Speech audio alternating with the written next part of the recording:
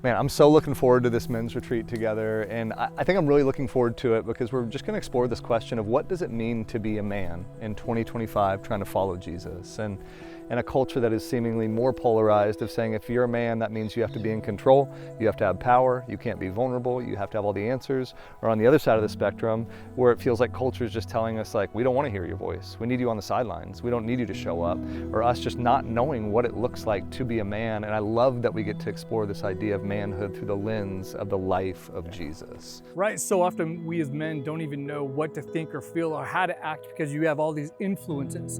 And then we see Jesus come onto the scene and we see this humble man, sacrificial-hearted servant leader who comes in and just has this attitude of truth and love and humility and holiness. And we as men get to now read the New Testament and see Jesus come in and go, oh, this is what it looks like. This is truly what being a man is. Yeah, Michael, as you said, I find it if I'm going to try to keep up what the world says to be a man, it's different every day, and I'm lost in a sea of confusion. I'm so thankful we serve an unchanging God.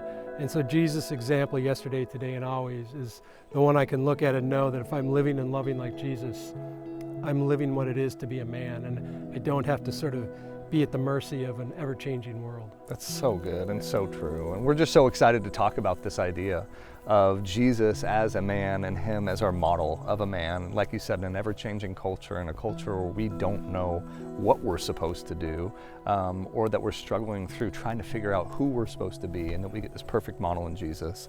And we're so excited. So we hope you join us. We hope you come to this retreat. It's going to be a real, authentic time where we get to talk about what it looks like to be a man who's following Jesus.